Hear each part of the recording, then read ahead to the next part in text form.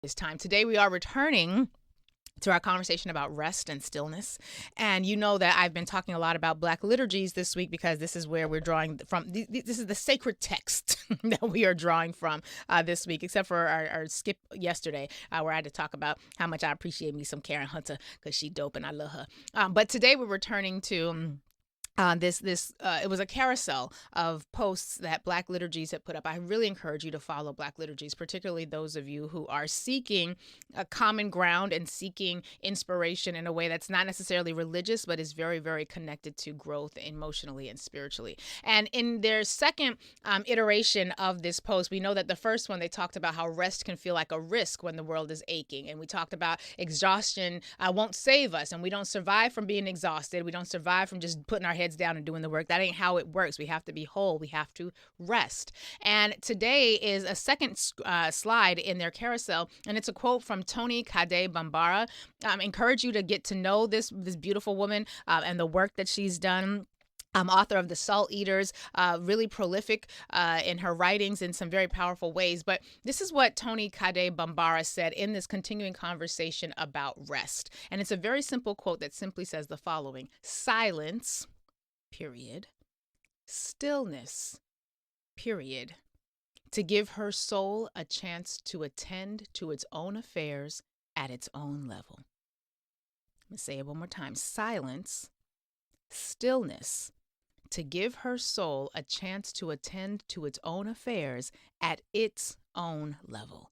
And this quote in particular reminds me of a story. I want to say it was Dr. Carr, but it could have been Karen, but it could have been it could have been somebody I don't know. I don't know who said this, but I remember hearing somebody whom I respect say something along the lines of the following: that every day around the same time, their mother or grandmother, someone who was now an Esther, but some elder woman in their life that they revered, would sit on the couch and would just close their eyes. And they would close their eyes, not to go to take a nap, but close their eyes so that they would have their own meditative moment. They would do it for between 15 to 30 minutes, but every day they would sit on this space. Maybe it was a rocking chair. The details are fuzzy. But the idea is that they would sit in this space and they would spend time with their eyes closed in communion with their own spirit and in communion with the spirit of the God that they worship, right? So it's not like a prayer where you're actively talking or asking for things or invoking things. It's not like a spell where you're actively pronouncing things, or it's not a chant. And it was a quiet, it was a stillness, and it was an opportunity for them internally to communicate with whomever and however they needed to communicate in order to attend to their own internal state of being.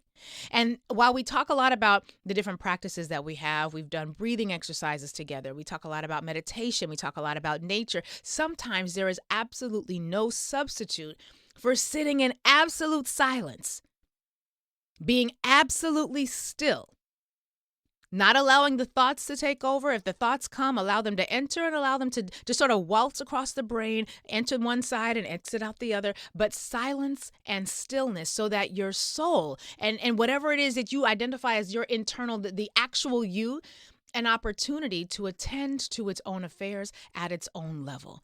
There's a lot of things I can accomplish through thinking.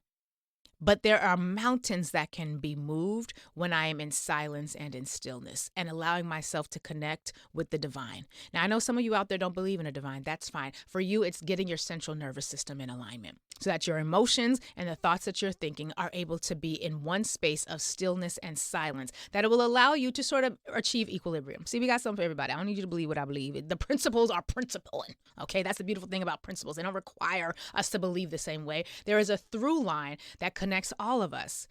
And I want us to, if we can, if you have an opportunity to try this, not half an hour. I ain't going to, drive you crazy and challenge everybody to do half an hour. But I'm going to challenge everyone to find a good 5 to 7 minutes where you can close the door and leave the phone outside the room or turn it off and put it on Do Not Disturb so it doesn't start buzzing. There's nothing worse than starting to get into a good meditation and then it's bzzz, bzzz, and your phone is, but it's so frustrating because you're like right there about to enter nirvana and then it's bzzz. The school's like letting you know that there's a parent-teacher conference in 2 days, which is important. So just put it on Do Not Disturb for the moment.